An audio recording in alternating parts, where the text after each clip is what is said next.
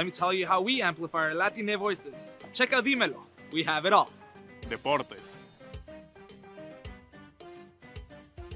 Entertainment.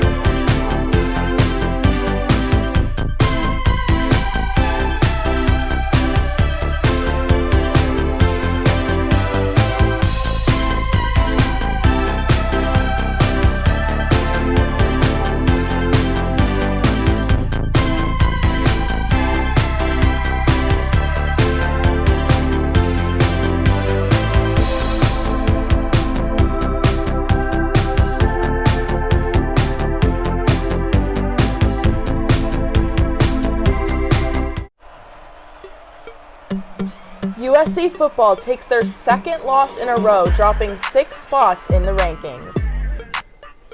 USC faces a daunting schedule the next month. We'll take you through the road ahead. But first, this Saturday, the Trojans head to Berkeley to take on Cal. All this next on Sports Scene.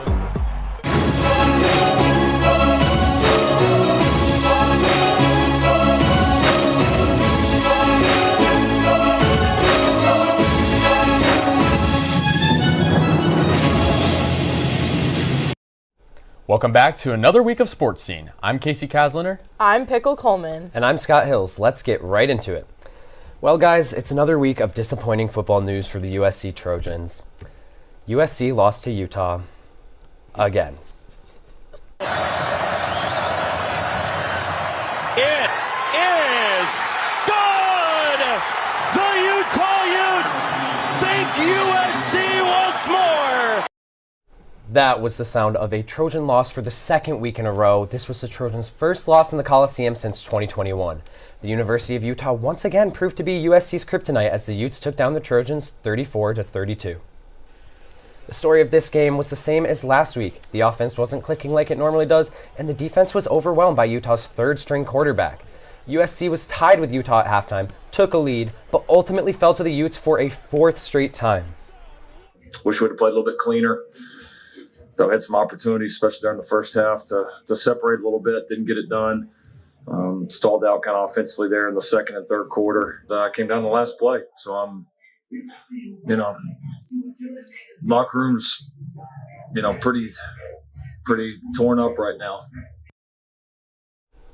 Taking back-to-back losses, the Trojans are just barely hanging on to a top 25 spot, now sitting at number 24.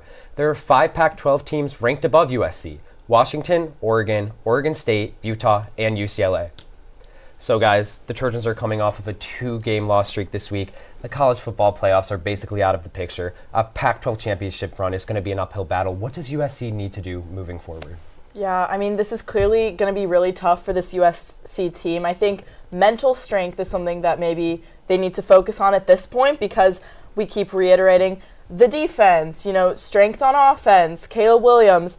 But I think being able to flip a switch and just keep pushing through and being strong as a team is going to be really helpful for the rest of the season. Right. With postseason play in question, I really think the Trojans need to take everything one play at a time, one game at a time.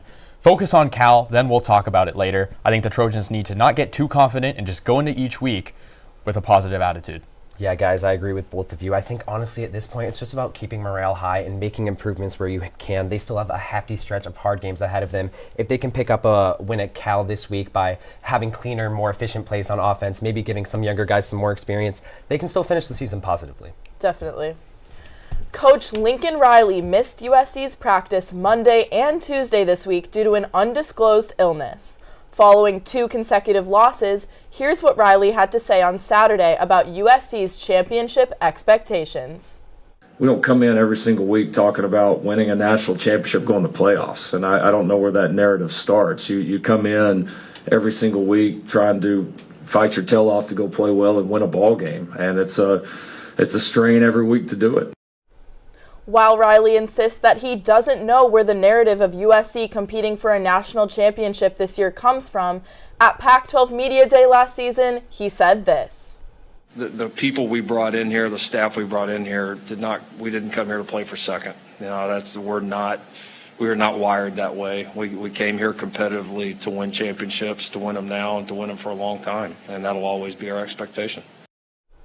So here, Riley is obviously contradicting himself. What do you two make of these statements and of Riley as a head coach? I really think that Coach Riley needs to take accountability. The coaching staff this year has not been stellar, and I think the team needs a shift in its attitude going forward this season, and even leading on to next season. We'll have likely a new roster of players, and I think the team needs to take accountability and denounce the confidence it had that they didn't show for. You know, I like Riley as a coach. I think there's no doubt he's made positive strides for this program in his first couple years, but it seemed like coming into the season, he cared more about winning another Heisman than winning a college football playoff. And now that both are pretty much out of the picture, he needs to pivot. You know, there's talks about his potential NFL coaching aspirations, but right now he's a Trojan and he needs to make the adjustments necessary to help this team finish on a high note. Absolutely. I definitely think he needs to focus on this USC team right now, get them in better attitude, move forward. With 2 losses on the season, the Trojans' hopes of making the college football playoff have basically vanished. They can, however, still make the final Pac-12 championship game. The road to Las Vegas in December, though, is anything but an easy one. Looking past this weekend, the Trojans will face 3 currently ranked opponents. First is a home game against currently 5th-ranked Michael Penix Jr. in the Washington Huskies. Then a trip to Eugene to play Oregon, followed by a crosstown rivalry game against UCLA in the Coliseum. The 5th-ranked Washington Huskies are undefeated on the season and are pushing for a potential college football playoff berth the first time since 2016. Michael Penix Jr.'s dynamic offense will be hard for the Trojans to outscore when they play them next week. The Oregon Ducks and QB Bo Nix are off to a 6-1 start on the season, sitting at number 8 in the rankings. Oregon's offensive firepower will be a challenge for this Trojan defense that has struggled this season when they face off on November 11th. UCLA is sitting at a 5-2 record on the season, with both losses coming against ranked teams. QB Ethan Garbers has been efficient passer for the Bruins, but head coach Chip Kelly has been keeping defenses on their toes, switching around his starting QB with Dante Moore, which will provide a test for crosstown rival USC, who will end their regular season against the UCLA Bruins. Currently, Washington sits atop the conference with a 4-0 Pac-12 record. 4 teams, all with 1 conference loss, including USC, are also in the hunt for a Pac-12 championship berth. The last 4 weeks of the season will be huge, as many of the 1-loss teams are set to play each other. Do you guys think, realistically, USC can still make the Pac-12 championship or win it? Realistically, this is going to be extremely tough. I do not think it's really in the cards for this team, given how they've played the last 4 games. There's not consistency, struggles on defense, now offense, even QB struggles. So I think it's going to be a really tough road. You know, I mentioned it earlier in the show, but a Pac-12 championship run is by no means out of the picture. It's just going to be nothing short of an uphill climb. Realistically, I don't see USC outperforming Oregon or Washington. UCLA is going to be a tight game. My prediction is an 8-4 finish for the Trojans and no Pac-12 championship, but I'd love for them to prove me wrong. Crazier things have happened. I do think that the Trojans could make it, but this schedule is tough. Even with California next, a team that going into the season looked like an easy victory, and finishing the season with the Bruins, it could be hard. None of these games are easy. Absolutely. But before these 3 tough conference foes, USC must head to Berkeley for the final weekender for the foreseeable future. The Trojans take on the Cal Bears for the 110th time, looking to avoid their first 3-game losing streak since 2021. The Golden Bears are 3-4 overall this season, but the only Pac-12 team they have beaten is Arizona State. USC will have to look out for Cal's rushing game, as Cal leads the Pac-12 in rushing yards per game. The Cal defense is also tied for the lead in the Pac-12 with 14 turnovers gained. USC and Cal have split their last 4 matchups, with each having won 2. Technically, this is the last time USC will face a team that they won't see again after conference realignment. USC's following 3 opponents will all join the Trojans and play again, but in the Big Ten. Cal, on the other hand, is set to join the ACC. Stanford and SMU will also make the switch with Cal. It seems the Golden Bears and Cardinal left as a necessity as the Pac-12 has disintegrated. 10 of the 12 schools in the Pac are set to realign after USC and UCLA were the first to make the jump. Oregon and Washington will join the LA schools in the Big Ten, the Arizona schools and Mountain schools will enter the Big 12, and Washington State and Oregon State will be left as the sole Pac-2 members. Now, Washington State and Oregon State are in talks with the Mountain West Conference. The two schools are expected to form a scheduling alliance for the next 1 or 2 seasons, possibly leading to an eventual merger. But nothing has been confirmed at this time. After over a century of competition, the Trojans and Golden Bears will face off for one final time before the realignment. Now, let's take a look at some of Cal's standouts this season. It's time to meet the opponent. Sophomore running back Jaden Ott is coming off a great season in 2022 and currently leads the Bears in rushing yards with over 600. While Ott's production over the past 2 games declined against Utah and Oregon State, he started with the season hot, with close to 200 rushing yards in Cal's first game against North Texas. On a team looking to turn their season around, Jaden Ott is looking to lead the way for this California offense. Another key part of the Golden Bears' run game has been redshirt senior running back Isaiah Ifanse. For an offense that relies heavily on its run game, this experienced running back has been crucial, scoring 3 rushing touchdowns at North Texas this season, running for 137 yards versus Idaho, and even being used in the short receiving game versus Oregon State. Between Ott and Ifanse, the Bears' run game will be key in getting scores for them on Saturday. Junior wide receiver Jeremiah Hunter is Cal's top pass catcher. Hunter has 30 receptions for 333 yards and 4 touchdowns.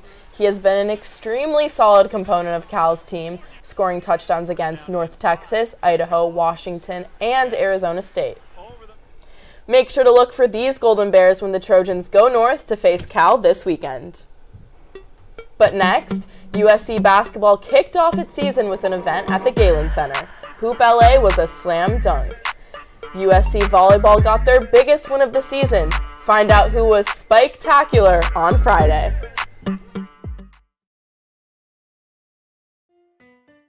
Let me tell you how we amplify our Latine voices. Check out Dímelo.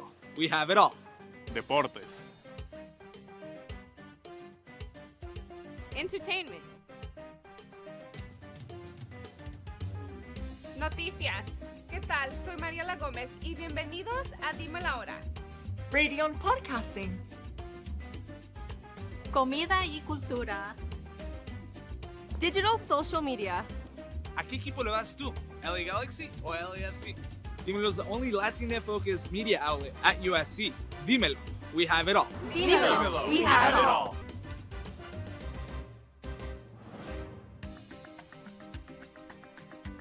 Next to my big friend, I love the big taste of chocolate in this little Hershey's kiss.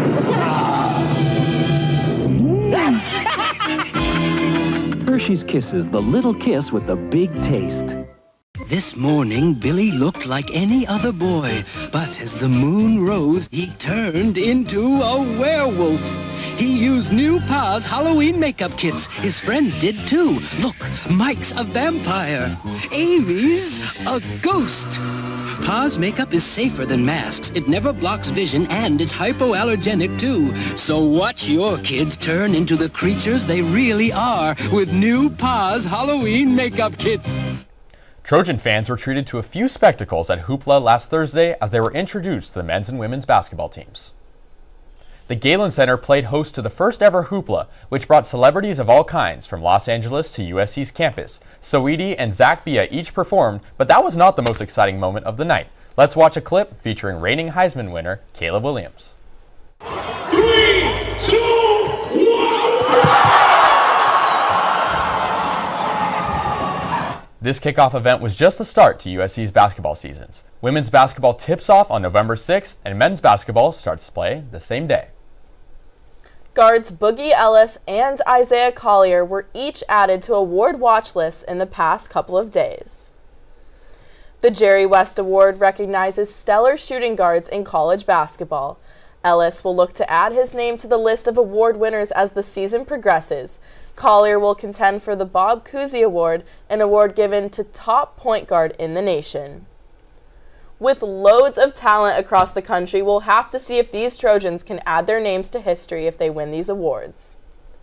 The women's volleyball team went 2-0 over the weekend, including a top 5 win over the then 4th-ranked Washington State Cougars after the Trojans were down 2-0 and came back to win the last 3 and take the game. Tuaninga the dig. It's Fields, wins it for USC. From the doorstep of defeat, the Trojans rally all the way back to take it in 5. There's Snook. Taylor Fields 21 kills to earn its 2nd-ranked win of the year. It couldn't have happened without setter Mia Tuaniga's 48 assists and her effectiveness in evenly spreading the ball across the entirety of her dynamic front row. The Trojans completed the undefeated weekend by taking down the Washington Huskies in 5 sets on Sunday. The Trojans will look to continue their winning ways as they take on the Colorado Buffaloes on the road this Friday. Soccer has been struggling to get back to its winning ways since its 6-game win streak was snapped. This weekend wasn't any different in a disappointing trip to Arizona. The first game ended in loss to number 24 ASU. The only goal came late in the second half, and even with USC having more shots than ASU, they couldn't quite find the back of the net. The Wildcats almost handed the Trojans a second loss, but Maribel Flores sent the ball into the top right corner to finish the game as a 1-1 draw. With only 3 games left in the regular season, the number 22 Trojans have their hands full. They are yet to play both number 2 UCLA and number 4 Stanford. We were not able to do this segment last week because of a lack of awards, but 3 different Trojans brought home hardware this week. Skylar Fields was vital to USC's comeback win over the Washington State Cougars with 21 kills. This helped her win Pac-12 Offensive Player of the Week for the 2nd time this season. Fields has the most kills on USC this year by a whopping 249. London Weejay was the other award winner for USC as she won yet another Pac-12 Freshman Honor of the Week because of her 12 kills in that same win over Washington State. This is Weejay's 3rd Freshman Award of the year. Catherine Park notched her first collegiate win by taking home an individual championship at the Stanford Intercollegiate Tournament. She went 7 under par to take home the win. That's all the awards we have this week, so stay tuned next week to see who brings home hardware. It's time to single out those Trojans who stood out. Over to Daniel and Thomas at the couch for their Trojans of the Week. There are not many winners this week. You know, the football team didn't win, soccer team didn't win, but Daniel and I still have our Trojans of the Week. We both do have winners, though, one from women's volleyball and one from women's tennis. I chose Mia Tuaniga on the women's volleyball team. She may have been overshadowed by Skylar Fields and London Weejay, but the Trojans could not have upset Washington State without Tuaniga. She had 48 assists in USC's reverse sweep of the Cougars, while no other Trojan had more than 4. Tuaniga also added 15 digs to help propel her team to the comeback win over a top 10 team. Well, Thomas, like you said, for my Trojan of the Week, I'm going to spotlight sophomore women's tennis player Emma Charney, who captured a singles title in San Diego this past weekend. After finishing in the semifinals last season, Charney's 7-game winning streak propelled her to singles championship status in regionals this year. In the final, Charney beat number 2 seed Savannah Broadus from Pepperdine to secure the victory. Well, Thomas, lots of great candidates for this week's Trojans of the Week. What about Mia Tuaniga stood out to you? Well, Daniel, I felt your pick very valid, but she only won a regional tournament. We're talking about the women's volleyball team beating the number 4 team in the country, a national powerhouse in Wazoo. And Tuaniga had 48 assists, the second most she's had all year. I think you have to pick Tuaniga in this spot. Well, Thomas, you make some great points, but when you look at what this win meant for Charney, she finished in the semifinals last year and came back this year, made it all the way to the final and captured the championship. And it gave her the opportunity to compete at the Nationals tournament, which will be happening next weekend. And really, it's just a highlight for the tennis program overall, who had more than 20 singles and doubles wins over the weekend. Well, Daniel, you just talked about how it allows Charney to compete at the national level. This is a huge resume builder for the USC women's volleyball team, and could not have happened without Tuaniga. Like I said, she had 48 assists. No other Trojan had 4. That's a 44 assist difference. I just don't think the team could have won without Tuaniga, and it's a big resume builder. I'm excited to see what this women's volleyball team can do with her at the helm setting to Skylar Fields and London Weejay? Well, Thomas, as usual, it looks like we will have to agree to disagree, but I think you did make a great pick this week. I think you did too, Daniel. Well, when we come back from break, we'll look at how the Lakers did in their season opener last night. And the World Series is set. Here are predictions for the Fall Classic. All that and more next on Sportsy.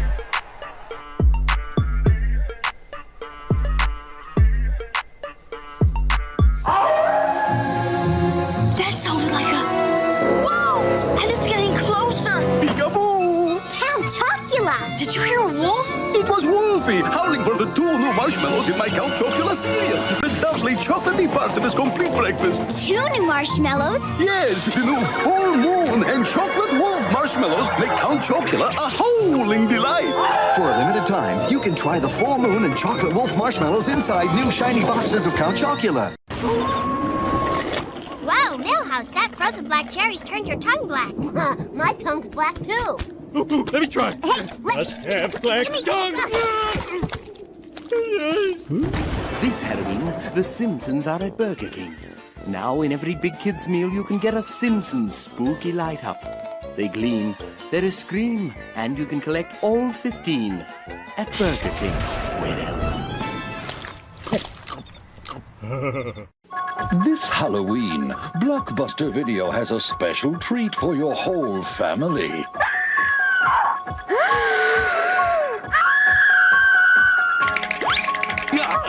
You can take home any of these great Halloween classics for just $7.99. Or rent 2 movies and get them for $3.99. Now, if that's not a reason to scream, what is? Make it a Blockbuster fright.